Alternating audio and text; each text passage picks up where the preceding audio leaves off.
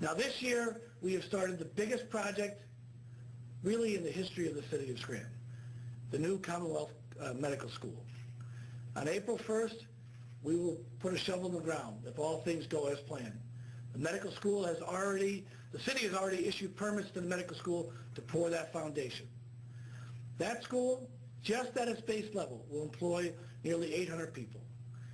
And when the first class graduates, you'll see almost 600 students in the school receiving an MD degree or a master's degree. Now, how does that change your community? Well, first of all, it changes your community because the amount of investment it takes to build that school.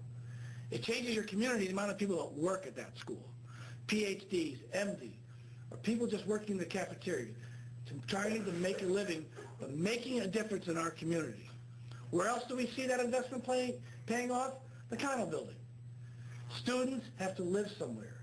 Employees have to live somewhere. There are no dorms with the medical school. That's why the 89 apartments that we're constructing in the condo building will fill that need. This project is going to contribute to our city for decades. It is going to improve our quality of health care. It is going to improve our ability to recruit businesses and local businesses and people who want to be part of our community because of the quality of health care. But also, it is going to improve our city because students have to live somewhere, employees have to live somewhere, and as the PhDs who are at the medical school look to get patents on research and development, they have to set up businesses.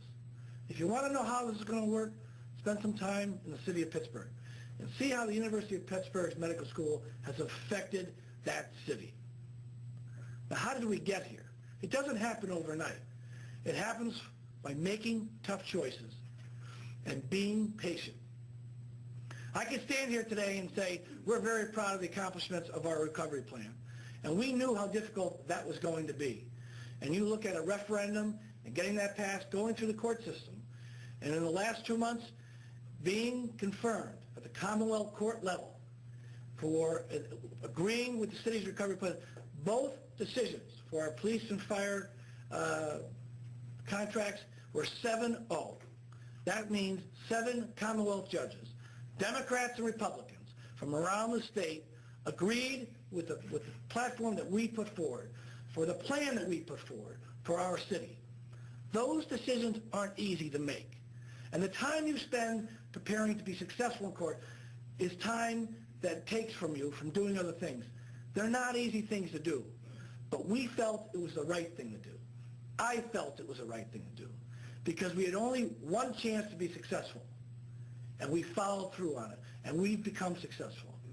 And when people look at our city, not only do they see a city that's growing, economic development is taking place, but they know there's an administration in place, that there's leadership in place. When we say we're going to do something, we get it done. Whether it's finishing the Hilton Hotel, whether it's building the Southern Union Building, whether it's building the Lackawanna Avenue Bridge, or putting a plan together for how this city is going to be in the next decade, the decades after that, long after we're gone. Have we done our job? Have we laid a foundation for the future of our city? Because decisions we make today affect Scranton 20 years from now, 30 years from now. I often deal with problems that face me on a daily basis from decisions that were made years ago. We always have to be mindful not only of today, but we have to be mindful of tomorrow.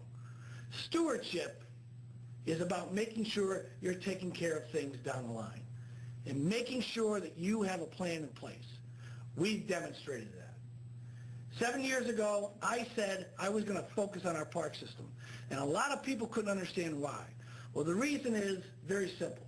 First of all, cities deserve places where families and our residents can recreate at. They deserve nice places. When visitors come to our city, the first thing they're going to look at is, are your parks nice? Are you willing to invest in yourself? You know, a lot of cities, when times get tough, they cut back on their park system. We chose differently. We chose to invest. And by doing that, not only did we provide amenities for our citizens so they can enjoy it, but selfishly, we improved the tax base. of the homes that surround those parks. We have 22 parks in the city, and they're all in neighborhoods. And by investing in those parks, we improve the houses and the values of those homes. Because now those homes, there is value to them because people say, you know what, I want to live near that park because my children can recreate there. I want to live near that park because I want to exercise there. I want to live near that park because it's a nice park and it adds value to my home. We made a statement that we felt it was important to invest in ourselves. You know, today in our country, you know, our federal government is now spending money in cities and in themselves in this country. We were doing that before because we believed it was important. It's easy to say no. It's easy to say you don't have the resources. It's easy to say we can't do it. It is very difficult to say you can do it. Because when you say you can do it, you're staking claim to what you think you can do. You're staking claim that this plan you have will work and that you have the determination, the fortitude to follow through on it. And when you do those things, you define yourself. We define ourselves as a community. Scranton is a